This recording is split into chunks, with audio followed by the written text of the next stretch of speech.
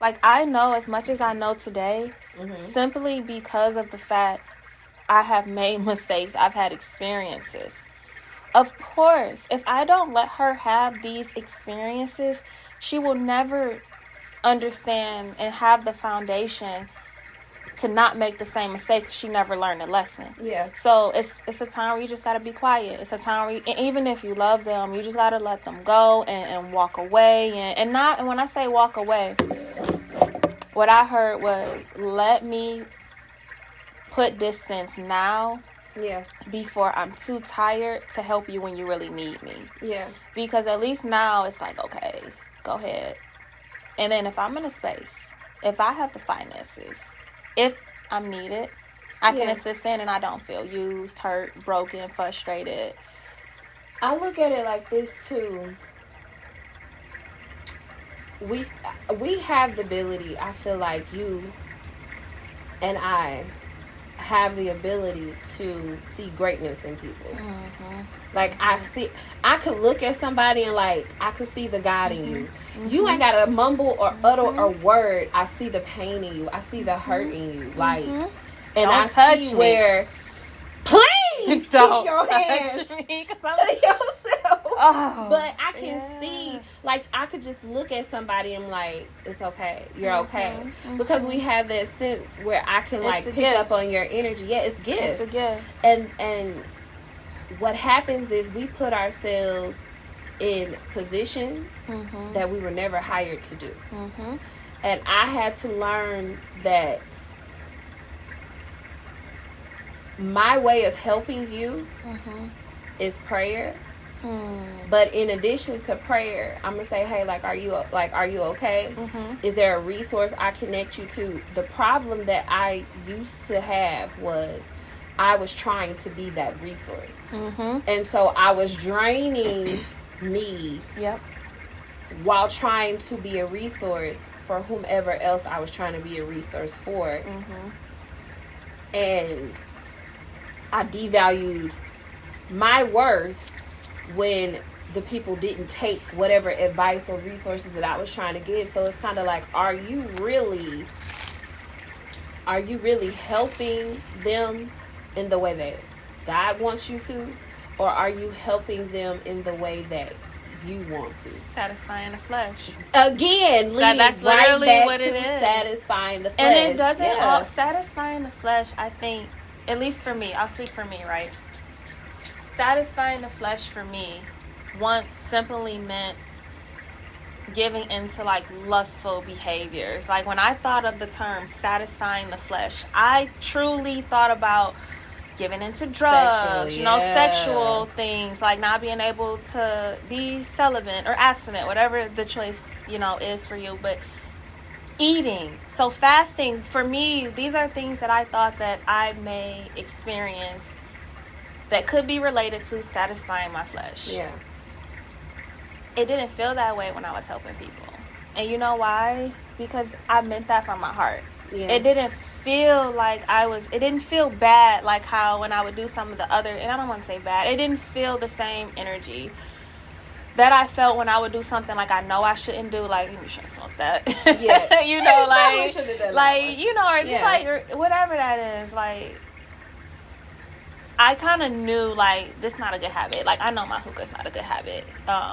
It's okay every now and then, but it's nothing in excess like that, because it's not feeding my body anything good. So, but when I help people, I felt like I was feeding my body something good. It felt like I was living my purpose. It felt like I was sharing the blessings that he had given me. This is what I felt. So when I think about satisfying the flesh, it don't always feel bad, because the question I had to ask myself is, like you just said, it was feeding something inside of you. What is it feeding? What is it tied to? Yeah. The core emotion? Or is it more so your ego? There it is. I swear. There it is. I was just getting ready to say, when I'm thinking the first core emotion that I heard of in my head, it was like ego. Yeah. It wasn't feeding jealousy. It wasn't feeding Envy. It wasn't feeling it wasn't feeling anything healthy. It was all ego, because it wasn't pride, because I didn't do it pridefully, but it felt my ego. And I guess maybe because then I felt like another person I was able to help. Yeah, like, here's somebody I'm able to help, and you know what? He better talk to me. I hear you. I'm about to do it. I'm doing it. Killing your ego is a part of, like, okay, I've on this journey again. Your ego is based in 100% fantasy. No part of your ego is based in any sense of reality. You attach to people because of how their notoriety or their status will make you feel. And I was also having this conversation with a friend, and I'm like, hey, listen, when we actually sit back and realize how many things in a day or how many things in a month we do to satisfy other people, you're going through life to satisfy somebody else. Where is the satisfaction for your purpose? Where's the satisfaction for what God calls you to do? Where is the satisfaction to that apology that God told you to give? And it's like, well, God, they hurt me. You going back to how you feel, which is a flesh move, right? So to crucify your flesh means also to get out of your ego. Get out of your own way.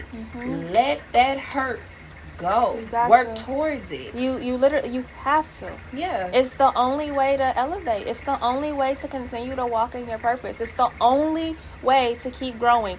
You have to die to it. I saw one creator, sometimes when I'm like on TikTok, my algorithm shows me at this point a lot of the things that align with my lifestyle. And this one creator put it in like four easy ways, and it was just like your spiritual awakening. Like, you go through, everybody goes through the same few things, and I can't remember exactly how he said it, but I'm gonna try to paraphrase it. So it's the aha moment. It's like, wait a minute, you start realizing that all the twos and twos around you are not equaling 4. Like, you start realizing, like, wait, that don't look right. What did they say? That don't sound right. Yeah. And it's like, and then we get to a phase where now we want to share, because now we didn't maybe seen a little bit of something. We didn't read a little bit of something, and we just like, do y'all hear this? We got to start watching our words. We speaking death over each other. You start sharing some of these things that you are now enlightened to. But what happens in that phase, because we go from understanding, like an awakening, like, okay, something not right, to I want to share this because I know my friend not doing this, not knowing, and we sitting here struggling with the same demons. Yeah. Like, so she must not know. But then you share with the people you love, and then what happens? Growth. You're rejected. Most of the time, you are rejected in this walk, and then you're rejected. You're rejected so much, you isolate, and then you look up one day and you're like, "Dang, where everybody go?" But even I honestly look at it. You know what? One thing I say so much is change your perspective, change your life. That rejection was growth. That was a blessing. Yeah. And if I look at every situation that I've ever been in, situations that I put myself in, situations that I knew was wrong, but I did it anyway, right? It's always growth in that. And like you said, in our walk, we get rejected. Why is that? Because where people are in their lives, they're making some of the same. We're somebody else's bad decision. You get what I mean? Like not listening to you when you gave me something. That was my bad decision. Or not listening to a piece of advice that God gave you to give to me, or something that you like, hey girl, I was just, feeling this way and wanted to share it to you. And if I rejected you, that was growth for you, but that stuck with me. Even in my rejection, I still heard you because you're being obedient. And one of the things that I had when I was talking to God, it was more so like, you're stepping in places I never wanted you to step into. You're having conversations past what I told you to say. That was hard for me. That was hard for me. And then I had to realize, like, you not God. Like, I didn't need you to share the whole vision and the story and the plan. Even if I have given you insight to see certain things. Yeah. That was not your place. I told you to say, did you pray? And that was it. But instead, I said, did you pray? I mean, and I'm just saying, because a lot of what you asking for sound like you would be getting it if you actually prayed about it. Have you actually, gave up? Like, and I was giving too much, and now what's happening? Once again, I went too far. Yeah. I went too far. If I would have left that with, did they pray? They would have had a chance to see where their lives weren't matching. That's their journey. But then what else? Hearing you say that sends something to me. Okay. Did you pray? Could have been the inspiration. And that might have been it, though. That was so. God, the meaning behind it may have been, I wanted you to inspire them to pray. But then after that, how a person receives it could be like, oh, I'm being judged. I'm being criticized. Yes. So then it's now what was meant to be a blessing feels like judgment. Yeah. And that is crossing that line. Yeah. Crossing, doing too much. Like, giving more than what I was sent to share, to invite to. Like, that was it. I feel that. And then now, my good intention has turned. And it's still good on my behalf. It is. And you meant nothing but good, but still, it's just the way that it's hard. That it comes it's across. Hard. It's hard. It's hard. Yeah. It is hard. And I think another reason we talked about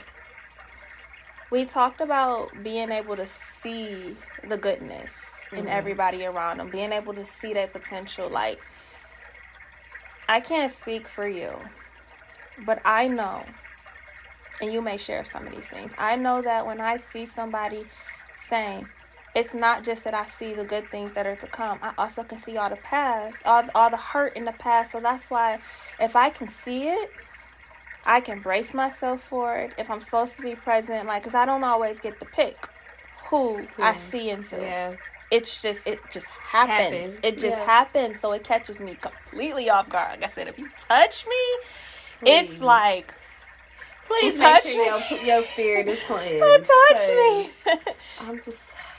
It is. It's a blessing. And I think that we said it was a gift. And it is. Yeah. It's a gift because I think that, I guess, a gift of foresight, right? Because when you tell me some of the visions that he has given you for where you're going, you see it. Like, I see it. So if I can see it, I know you can see it just as clear. And like when I see, like, I see it. I feel it. Yeah. I feel it in my body. I'm there. I smell it. I'm like, I'm watching. I'm experiencing this. Like, even in this moment, this was a conversation on your couch. Yeah. And I was like, okay, God, you're telling me to... And it's kind of like a movie. That's how he has to show it to me. And I'm one who will not assume anything. Okay. I don't live in a land of assumptions. So when I pray, girl, Earth sign, and I'm like, the love in the world, Cancer, like it's gonna be the best. No, I cannot live in a land of assumption. Yeah. So every prayer I pray, I'm like, God, make it plain. Like, show me. I need to understand. And so even in my download time, right? Sitting on your couch and then I'm like seeing this moment and to like be in this moment, to see this moment. It's surreal. And it wasn't like we were talking like, let's record next week. Let's get on the calendar. Let's get on the calendar. 1 year later, right? SpongeBob moment. Literally. 1 year later. And so now we're in this moment. And I didn't even think that it would happen like this, right? Because I was more so focusing on, okay, God, I needed to set the tone for how I wanted people to feel, not realizing that we're setting the tone for how we want people to feel and perceive us. So, you know, it's man, it's real. It is. It's real. It is. And I think we talk about those gifts. This ain't nothing. It's a small nothing compared to what this is. Literally not even a whole pinky toe of what we about to really experience. For real, we got a whole body. Yeah. Like, and the people that are still meant to come, they're coming. Yeah. And I think that it was a lot of we still needed some pruning. Rather that pruning was mental, spiritual. Everything is always spiritual in my book. So at the end of the day, it's always going to be a spiritual. But that pruning had to come physically, mentally. The things, concepts, beliefs that we still held about ourselves and the world around us is so different from a year ago. We were sitting on the couch. It's very different. We were stressed out. That's consistent. We were stressed out from the beginning. What phone number should we use? Do you like this number? And we like, do it really? Doesn't matter. Doesn't matter. Like, I'm excited for this journey. Yeah, absolutely. We didn't even do an intro, right? Because we were supposed to be. We were literally setting up, and it just flowed, right? So we just gonna go with whatever this turns out to be. Absolutely. But my name. Well, first off, welcome to I Surrender Podcast. Yes. My name is Jerrika Speaks.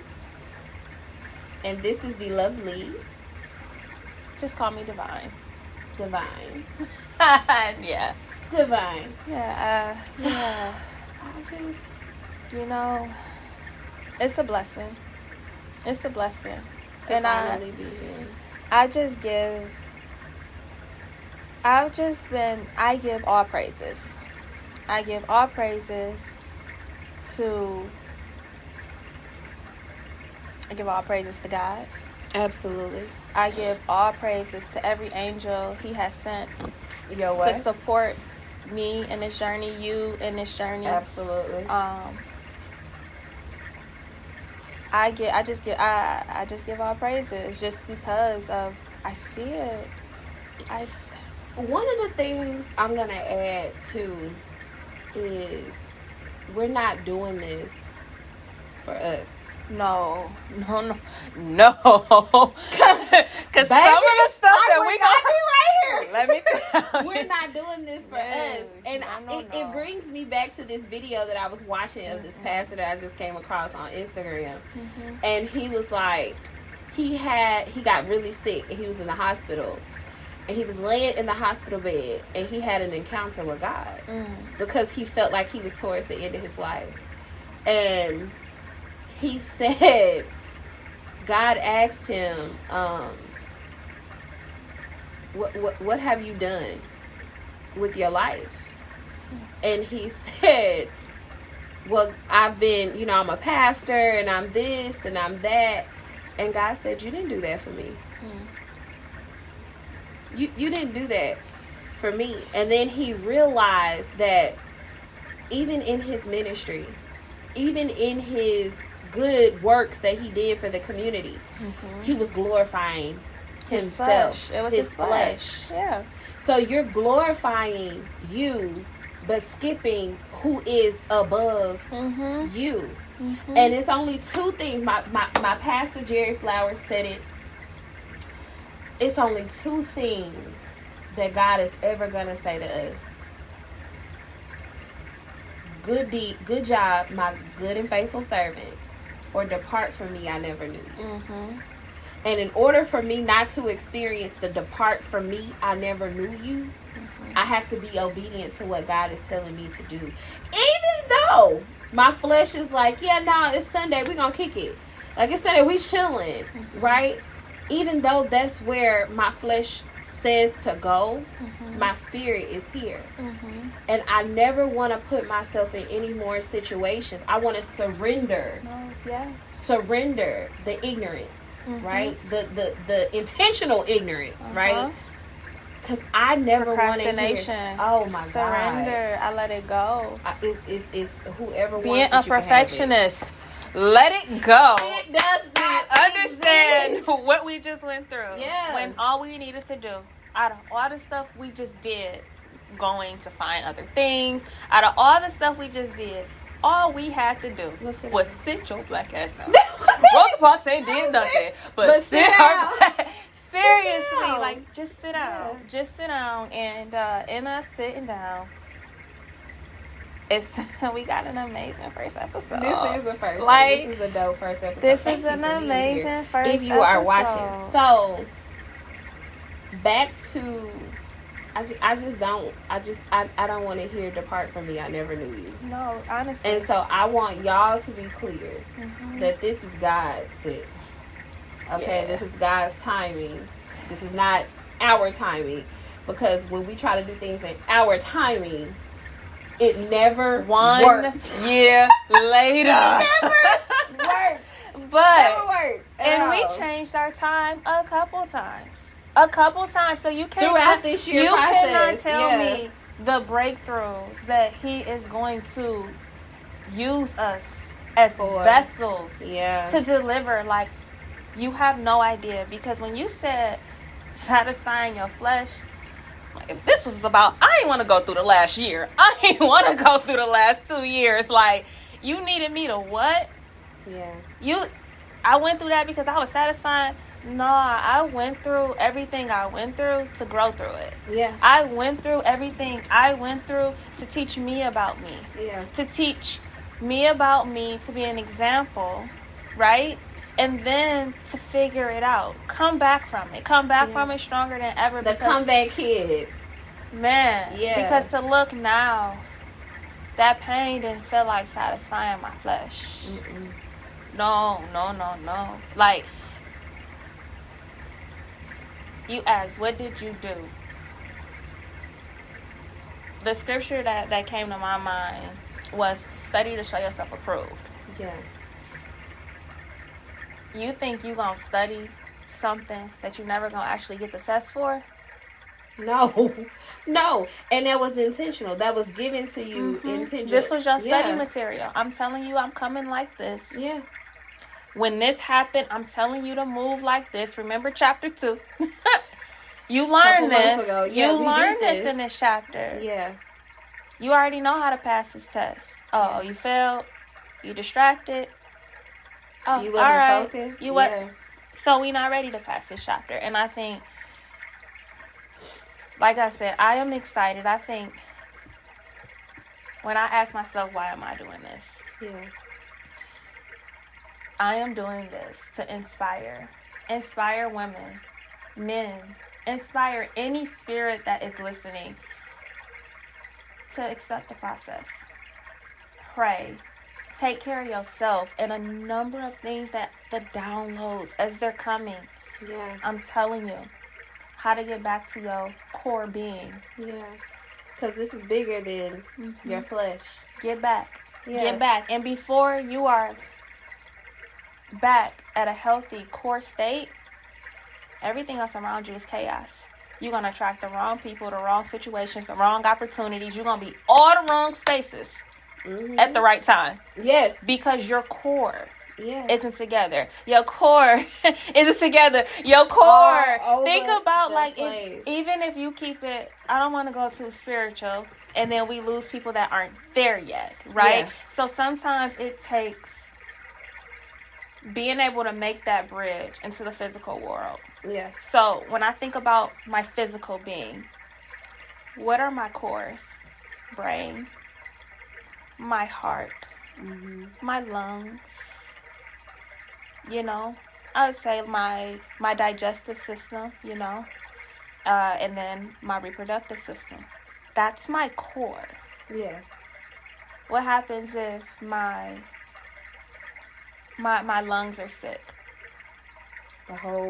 I can't breathe. Yeah. That's what you see. Yeah. What happens if my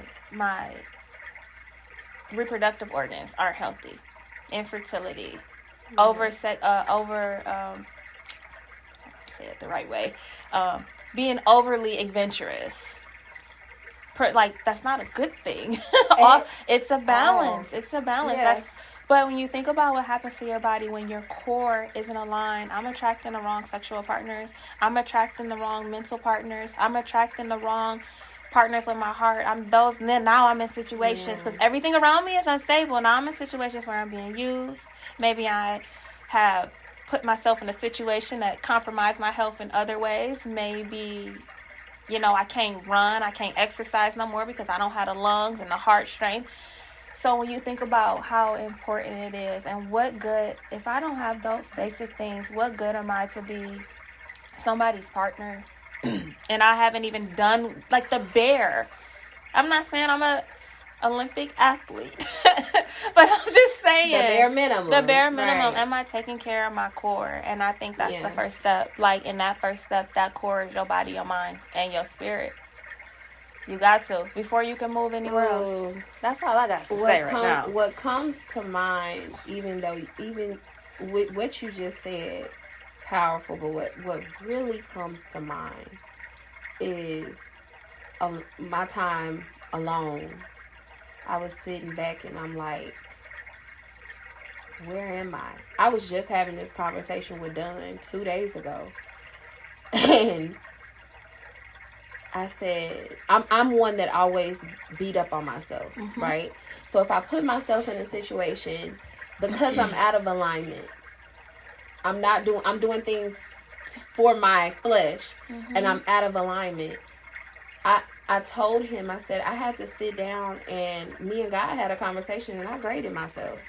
I ain't thought about that one. And he was like, you graded yourself? I'm like, yeah, because old Jerrika would not understand the knowledge that I was given.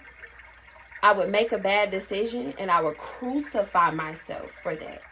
And then in my crucifixion of myself, I'm like, you should have known this. You should have done this. You should have said this. You should have had that. Come on now, that was stupid. Like, you didn't catch that? Where's and the so love I'm in that? being so unkind to myself to where I'm just like beating myself up. But one of the things that I kept from that scenario that I used to do is the grading of myself.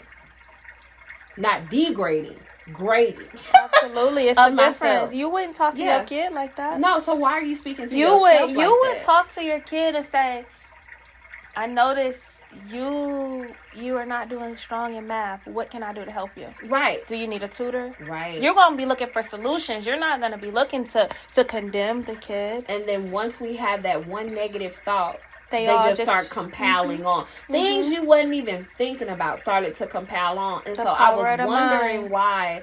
I was like, God, why am I not being productive? Old Jerrika. I'm like, why am I not being productive? Why am I not getting where I need to go? Because you're beating yourself up. And Dunn was like, Jerrika, stop. Because you giving yourself hands. Quit. Like, hands. You giving yourself hands, and I need you to stop. He was like, I'm sitting here watching you tear yourself apart. Yeah. Stop. Yep. So in this season, that's where the grading came from. And so 2 days ago, I was having that conversation with God, and I'm like, if I could give myself a A, B, C, or D as a mother, what would my grade be? If I could give myself a B, C, or D as a wife, what would that grade be? What is the progress report? And I'm not asking my husband yet, right? I'm not asking Aiden. If I could give myself an A, B, C, or D as a business owner, or if I could give that grade to myself as a woman that's growing, learning, and changing and progressing. Because you think about the whole process of school, there's a curriculum to follow. There's steps to achieve, and you're graded at every step. That's my spiritual walk with God. Absolutely. So if I'm like, what grade will I give myself? Forget what everybody else says. What would I give myself? And to be honest with you, and a mother, I gave myself a B. As a wife, I gave myself a C minus. In my spiritual journey, I gave myself a B.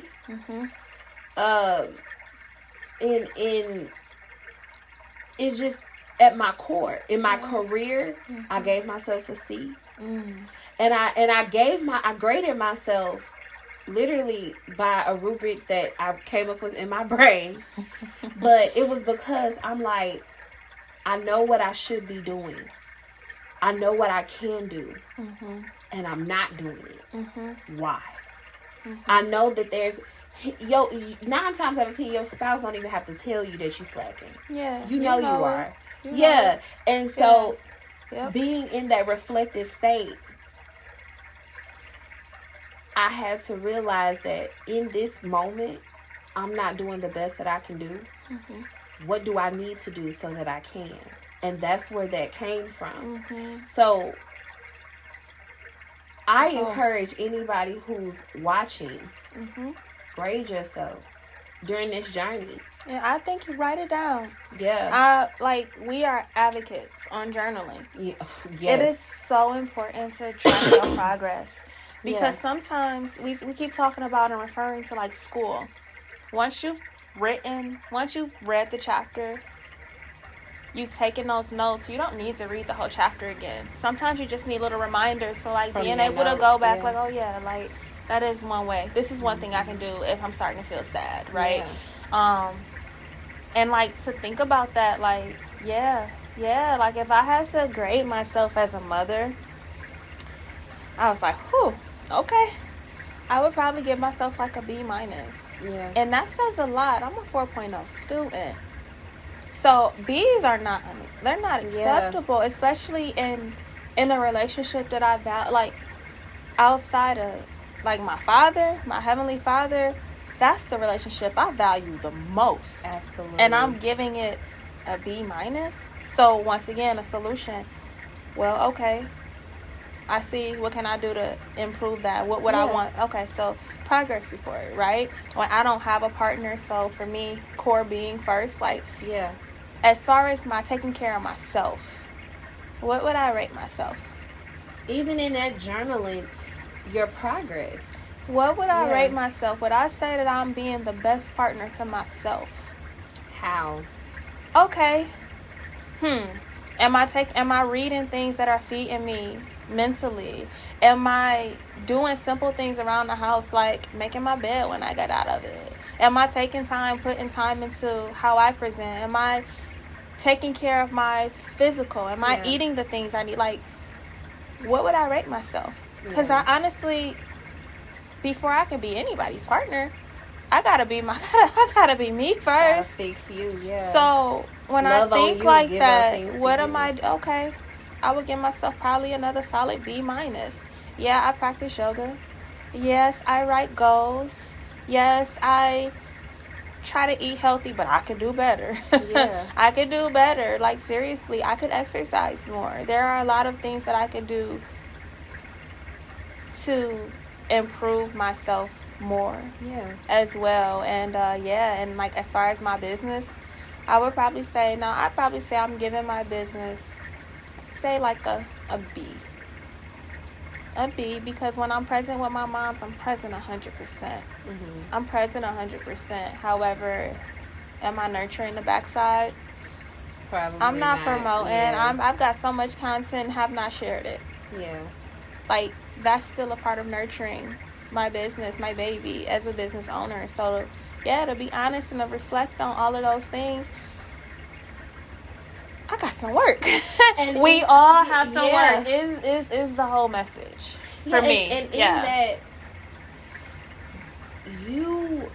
I love how you just said, like, you don't have to, after you read a chapter, you take the notes, and then you don't have to reread the chapter. You can just go back and flick through the notes. You just need a reminder. But the crazy part is, we're in life, and those notes is preparing you for the test.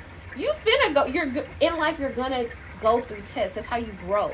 That's how God is able to test your knowledge. Whatever spirit that you're feeding or that is feeding you. You're going to be tested. So why not have the cheat codes? But what if we change the word? What if we change the word test? Because test can sound so... When you think of test, it sounds so... It gives you anxiety almost instantly. Yeah. If we use the term obstacle, one of the downloads that I got the other day was, life is a series of obstacles. You just have to make it through.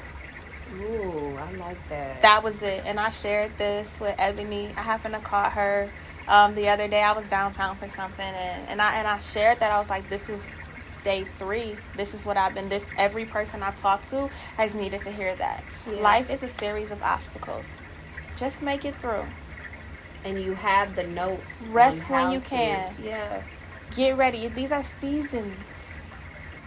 And that's part of anybody that has something worth having didn't just get it without no tests, without no obstacles, without no sacrifices. Yeah. Like, everybody that has things, whether it was school, whether it was hard work, bootstrapping, like self-funding, like, everybody had to give up something. Maybe it was going out on the weekends, missing parties. Maybe it was, missing relationships because you were focused on career. Nothing worth having is free. And you gotta be intentional about constantly pushing where you are. How we look. We're 50 minutes in. That is crazy. Just flowing. Yeah. But I mean, everything we said is life. Yeah. These are literal challenges and recent obstacles. Some current. Yeah. That are today. So we have, the moral is, we have what we need already within us. Mm-hmm. And if you're willing to tap into what has already been given to you, take the notes, analyze what you've learned, figure out how you can be better, and in what ways can you be better. You will be better. But if you do nothing, if you choose not to grow, if you choose not to figure out what ways you can progress, you will stay stagnant. And I believe what God is going to do in this season, because I believe every season is attached to your purpose and your bigger picture. Absolutely. So I feel like what God is going to do in this season, in this situation, is going to bring healing. And that's the whole point. So with that, I ask you, what are you surrendering? I surrender judgment. Okay. And I surrender overthinking. So one thing I like to do too is, when scripture tells us, if you don't fill that vessel back after you remove the demon, what happens? It'll come back. So in what we surrender, what are we accepting? Ooh. I surrender overthinking, and I accept more action.